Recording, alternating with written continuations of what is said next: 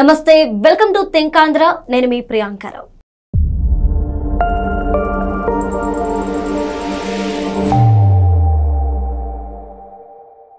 ఏదైతే పులివెందుల్లో వైఎస్ఆర్సీపీ డిపాజిట్లు కోల్పోయిందో దీని మీద ఎన్నో ప్రశ్నలు ఉత్పన్నమవుతున్నాయి. అందులో ఒకటి, జగన్మోహన్ రెడ్డి గారు కావచ్చు, ఇతరితర నాయకులు కావచ్చు, ఎప్పుడు చెప్తూ ఉంటారు పులివెందుల్లో 70% రెడ్లే ఉన్నారు అని.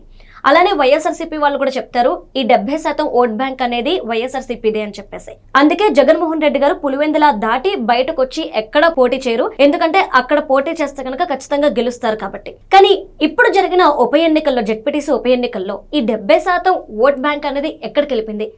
రెడ్లు జగన్మోహన్ రెడ్డి గారిని ఎందుకు వదులుకున్నారు? ఇప్పుడు ఇదే క్వశ్చన్ హాట్ టాపిక్ గా మారింది. సో దీనికి సంబంధించి మనతో మాట్లాడడానికి ప్రముఖ పొలిటికల్ అనలిస్ట్ డివి శ్రీనివాస్ గారు ఉన్నారు. ఆయనతో మాట్లాడదాం.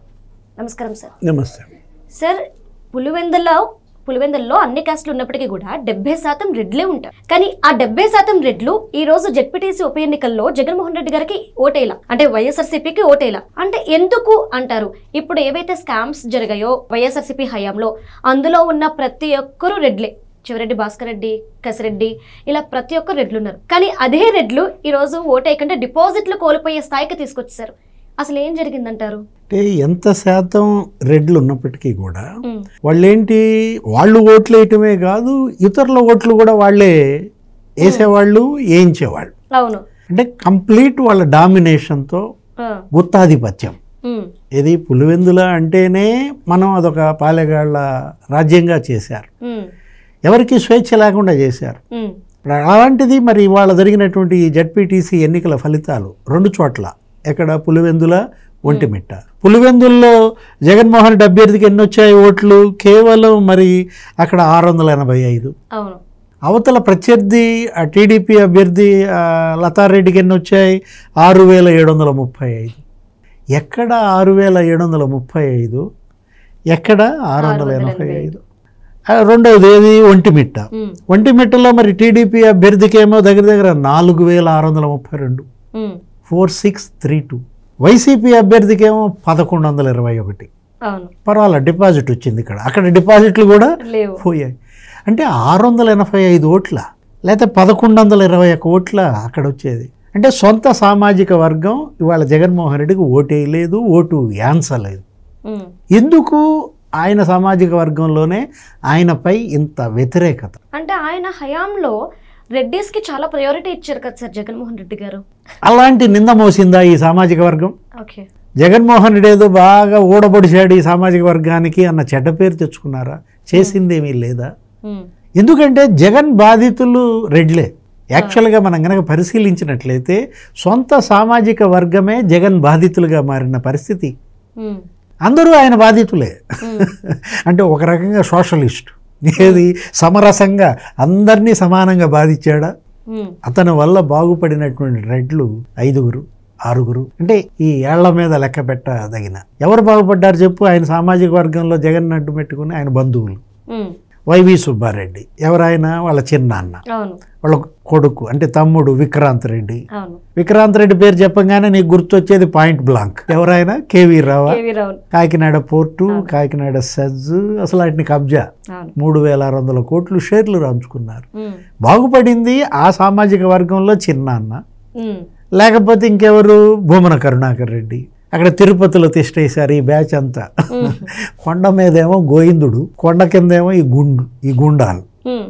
అరే కొండ 4 వైపులా, ఒకవైపు కాదు. ఒకవైపు చెవిరెడ్డి భాస్కర్ రెడ్డి, ఇంకోవైపు భూమన కరుణాకర్ రెడ్డి, పెద్దిరెడ్డి రామచంద్రారెడ్డి, లేకపోతే ఇప్పుడు ఈ చెప్పుకున్న వైవి సుబ్బారెడ్డి. ఇప్పుడు భూమన కరుణాకర్ రెడ్డి కూడా ఆయన బంధువే.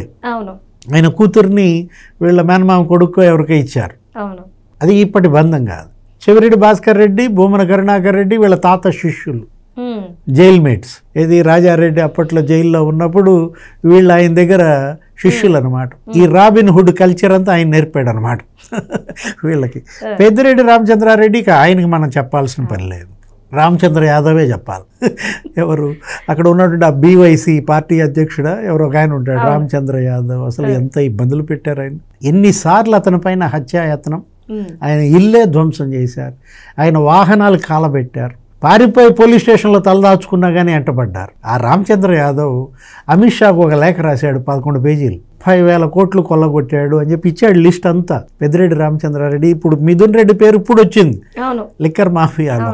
ఈ కుటుంబం యొక్క దోపిడీ గురించి మొదట చెప్పిందే అతను అనమాట, రామచంద్ర యాదవ్. అంటే ఎవరు బాగుపడ్డారు ఈ సామాజిక వర్గంలో జగన్ వల్ల అంటే విజయసాయిరెడ్డి. విజయసాయిరెడ్డి మనం చూసాం, ఆయనే ఒక 10 పోస్టులు ఇచ్చాడు.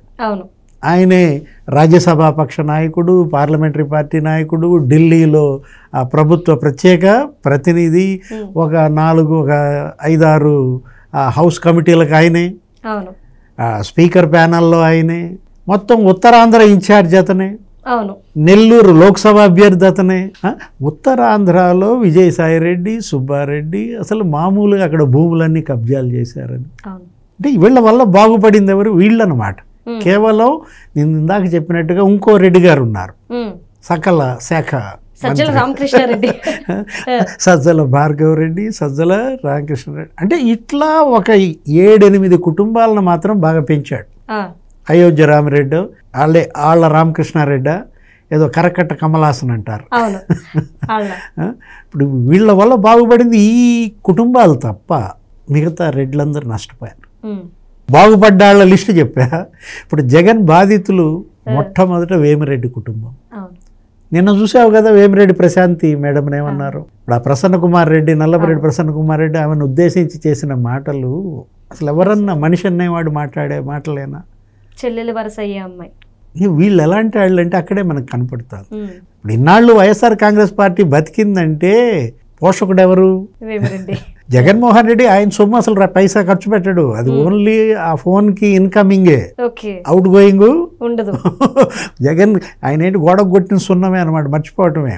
మాగుంట శ్రీనివాస రెడ్డి నీకు తెలుసు, ఒంగోలు ఎంపీగా చేసిన ఆయన. అసలు అది రాజకీయ కుటుంబం.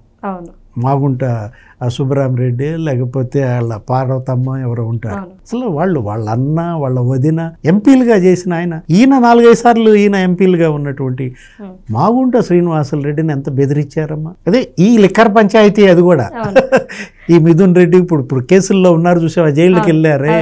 మొదటి బాధితుడు మాగుంట శ్రీనివాసరెడ్డి. ఆయనకి ఏదో మెక్డవెల్లో ఏదో కంపెనీ ఉంటుంది, కమిషన్లు అడిగారు, నాకు అవి కుదరదు అన్నాడు. అది మొత్తం నీ డిస్టిలరీ నీ కంపెనీ అంతా మాకు అప్పచెప్పమన్నారు, కుదరదు అన్నాడు. అసలు నువ్వు అమ్మటానికి వీల్లేదు, బ్యాన్ చేశారు. ఇప్పుడు మీ పార్టీ ఎంపీ అతను ఆ రోజు తెలుగుదేశం పార్టీలో ఎమ్మెల్సీగా ఉన్నాడు మాగుంట శ్రీనివాసరెడ్డి. నేను అటు వెళ్తున్నాను సార్ అని చెప్పాడంట. ఎవరితో? చంద్రబాబుతో. ఎందుకని అని అడిగాడంట. నేను ఒత్తిడి తట్టుకోలేకపోతున్నానంటే నేను వైసీపీలో చేరతానని. ఎందుకు? ఇప్పుడు నువ్వు బాగానే ఉన్నావు కదా ఎమ్మెల్సీ, నెక్స్ట్ నీకే క్యాండిడేట్ కూడా ఇస్తున్నాం కదా అంటే, సార్ ఇప్పుడు మిమ్మల్ని వదిలేసి వెళ్ళినా మీరు నాకేం నష్టం చేయరు, మీ వల్ల నాకేం ప్రమాదం లేదు, కానీ అతని వల్ల నాకు ప్రమాదం, అతని దగ్గరికి వెళ్ళకపోతే ప్రమాదం అని చెప్పాడట. మాగుంట శ్రీనివాసరెడ్డికి చంద్రబాబుకి మధ్య డిస్కషన్ నేను ఎక్కడో మీడియాలో విన్నాను, ఎవరో చెప్తుంటే. అంటే ఇక్కడ జగన్మోహన్ రెడ్డి అనే భయంతో అతని వైపు వెళ్తే, జగన్మోహన్ రెడ్డి సీఎంగా పార్లమెంట్కి వెళ్ళాడు. మాగుంట శ్రీనివాసరెడ్డి పాపం ఎదురొచ్చి విష్ చేశాడు. విష్ చేస్తే కనీసం ముఖం చూడాల, ముఖం ఇంకోవైపు తల దిప్పుకుని వెళ్ళిపోయాడు. అప్పుడే అతనికి ఇరిగిపోయింది. శ్రీధర్ రెడ్డి, కోటం రెడ్డిని ఎంత వేధించారమ్మా. అతను రాజశేఖర్ రెడ్డి భక్తుడు. అసలు ఈ కుటుంబానికి అతను ఒక బానిసగా ఉండేవాడు ఒక టైంలో. అంత ప్రేమ, వీళ్ళ కోసం గొంతు కోసుకునేటటువంటి వాళ్ళని జగన్ ఎలా దూరం చేసుకున్నాడంటే, ఆ కోటంరెడ్డి శ్రీధర్ రెడ్డి అంట ఈ అమరావతి మహిళలు ఉన్నారు కదా, వాళ్ళేంటి న్యాయస్థానం నుంచి దేవస్థానం అని ఒక మొక్క ఏదో పెట్టుకుని పాపం పాదయాత్ర చేస్తూ వెళ్తుంటే నెల్లూరు వచ్చారు. కాకాని గోవర్ధన్ రెడ్డి వాళ్ళ పైన చాలా వల్గర్గా బిహేవ్ చేయించారు. ఈయన నియోజకవర్గంలోకి వస్తే పాపం వాళ్ళు బాధపడ్డారు. కనీసం మాకు మరుగుదొడ్ల సౌకర్యం కూడా కల్పించలేదు, బాత్రూమ్ ఫెసిలిటీస్ కూడా అరేంజ్ చేయలేదంటే శ్రీధర్ రెడ్డి వాళ్ళకి ఆ కళ్యాణ మండపం ఏదో ఇది చేశారంట. అది జగన్మోహన్ రెడ్డికి కన్నెర్ర. అరే నువ్వు మానవత్వం, ఆడబిడ్డలు ఎవరన్నా వస్తే మన ఊరు వస్తే వాళ్ళకి ఎవరో ఒకరికి షెల్టర్ ఇస్తారు. వాళ్ళేంటి అక్కడ ముఖం కడుక్కుంటారు వెళ్ళిపోతారు. ఆ పని చేసినందుకు నువ్వు కోటంరెడ్డి శ్రీధర్ రెడ్డిని నో అపాయింట్మెంట్ 11 గంటలంట. ధనుంజయ రెడ్డి ఆ రోజు అతను చెప్పాడు, ఎవరు? కోటంరెడ్డి శ్రీధర్ రెడ్డి. చివరికి అతను ఫోన్ కూడా వీళ్ళు మరి ట్రాప్ చేశారు. ట్రాకింగ్. ఇప్పుడు మనం ఏదో ఫోన్ ట్యాపింగ్, రేవంత్ రెడ్డి ఇక్కడ ఏదో విచారణ అంటున్నాడు, ఎక్కడ తెలంగాణలో అసలు అందరూ వెళ్తున్నారు, దాంట్లో జైలుకు కూడా బోళ్ళు మంది పోయారు. అసలు ఈ ఫోన్ ట్యాపింగ్ అంతా ఏపీలో పిఎస్ఆర్ ఆంజనేయులు చేశాడని కోటంరెడ్డి శ్రీధర్ రెడ్డి చెప్పాడు. అంటే ఇక్కడ వాళ్ళు ఎక్కడుండి కూడాను మన వాళ్ళవి చాలా మంది ఫోన్ ట్యాపింగ్స్ చేశారని చెప్పేసి వార్తలు వచ్చినాయి కదా సార్. బాబు గారు కూడా అందులో బాధితుడు. ఆయన అసలు ప్రధానమంత్రికే లేఖ రాశాడు, ఏది అప్పట్లో రాష్ట్రపతికి, నా ఫోన్ ట్యాపింగ్ చేస్తున్నారు ఇక్కడ అని చెప్పి. అంటే అభద్రత, అంటే భయం, ఏది ప్రజల్లో ఆదరణ ఉంటే, రాజకీయ కుటుంబం అయితే 4-5 సార్లు గెలిచారు, నాకన్నా ఇమేజ్ ఎక్కువ అంటే భయపడతాడు. అంటే ఒక విధంగా చూస్తే రెడ్డి సామాజిక వర్గం దూరమైంది పక్కన పెడితే, ఏదైతే రిజల్ట్ వచ్చిన కానుండి సోషల్ మీడియాలో ఒక మాట తిరుగుతుంది సార్. అంటే వైఎస్ వివేకానంద రెడ్డి గారి ఆత్మ శాంతించింది, తల్లి 2 చెల్లెళ్ళు సంతోషంగా ఉన్నారు ఈ రిజల్ట్ తో అని చెప్పేసి అంటున్నారు. దీన్ని ఎలా చూడాలి మరి? అంటే బాధితులు జగన్మోహన్ రెడ్డి బాధితులే కదా. ఇవాళ ఏంటి, విజయమ్మ తల్లే బాధితురాలు, చెల్లెళ్ళు బాధితులు, జగన్ బాధితులు. అసలు పవన్ కళ్యాణ్ ఒక మీటింగ్లో చెప్పాడు, నీకు గుర్తుండే ఉంటుంది, వాళ్ళ చెల్లె నాకు చెప్పుకుని కన్నీళ్లు పెట్టుకుంది, మా అన్న నా తల గోడకేసి కొట్టాడు అంటే, ఆస్తి కోసం చెల్లి తల గోడకేసి కొట్టాడంటే సరే పవన్ కళ్యాణ్ చెప్పాడు, ఎవరన్నా ఖండించారా? లేదు, ఆఖరికి షర్మిల కూడా ఖండించలేదు ఆ విషయాన్ని. ఇప్పుడు సునీత నీ సొంత చెల్లి, ఏది అదే బాబాయ్ కూతురు, అసలు ఆమెతో ఏమన్నాడు, ఏమో నువ్వు మీ ఆయన చంపించారేమో అన్నాడంట. అంటే సునీత భర్త మరి వివేకానంద రెడ్డిని చంపించారనే మాట అన్నాడంటే మనిషి అనేవాడు అంటాడా, మనసు ఉన్నాడు అంటాడా? అక్కడ ఉన్నది మనిషి కాదు, అతనికి మనసు లేదు అనేది వాళ్ళకి ధృవపడిపోయింది. వాళ్ళ తల్లిపై కేసు ఎవరన్నా వేస్తారా? తల్లికి ఇచ్చిన గిఫ్ట్ డీడ్ రద్దు చేసుకుంటారా? ఇప్పుడు నలుగురే కదా మీరున్నది, నీ చెల్లికి 2, ఒక కొడుకు ఒక కూతురు, నీకు 2 కూతుళ్లే. ఉన్నదేదో మీ నాన్న సంపాదించిందో, మీ తాత కొల్లగొట్టిందో, నువ్వు దోచుకున్నదో, మొత్తానికి లక్షల కోట్లు ఉన్నాయి. నలుగురు సమానంగా పంచు చావచ్చు కదా. ఈ పంచాయతీ ఎందుకు? అది ఇవాళ ముసలం, ఏది అది కుటుంబంలో ముసలం, పార్టీలో ముసలం. ఇవాళ మొత్తం ఇవాళ ముసలానికే ఈ నాశనం మనకు కనపడుతుంది. వాళ్ళు మేల్కొన్నారు, మీరు అన్నారే రెడ్లు మేల్కొన్నారు. సామాజిక వర్గం ఇవాళ చైతన్యవంతమైంది. జగన్మోహన్ రెడ్డి వల్ల మనం నింద మోసాం, దొంగలన్న పేరు తెచ్చుకున్నాం. గమ్మత్తుగా ఇప్పుడు అరెస్ట్ అయ్యి జైల్లో ఉన్న వాళ్ళంతా వాళ్లే. లిక్కర్ కేసులో మిథున్ రెడ్డో, లేకపోతే చెవిరెడ్డి భాస్కర్ రెడ్డో, లేకపోతే కేసిరెడ్డి రాజు, ఈశ్వర్ కిరణ్ కుమార్ రెడ్డి, ఏదో చాలా మంది ఉన్నారు. అంటే ఇతన్ని నమ్ముకుని జైళ్ళకి వెళ్ళారు. జగన్ తను ఆ నిచ్చెన ఎక్కటం కోసం ఎంత మందినైనా తంతాడు, తన్నుకుంటూ నిచ్చెన ఎక్కేటటువంటి తత్వం అన్నమాట. అంటే ఆయన సామాజిక వర్గమే ఇప్పుడు ఆయన మింగేసినట్లెక్క. ఇప్పుడు పులివెందుల్లో 600 ఓట్లే ఎలా వచ్చాయి, ఒంటిమిట్లో 1100 ఓట్లే ఎలా వచ్చాయంటే ఇరిగిపోయింది, మనసు ఇరిగిపోయింది. విజయసాయి రెడ్డికే కాదు, మొత్తం రెడ్లందరికీ ఇరిగిపోయింది. జగన్ మనసులో వాళ్ళకి స్థానం లేదు కాబట్టి వాళ్ళ మనసుల్లో జగన్కి స్థానం చెరిగిపోయింది. Okay, right. Thank you so much sir.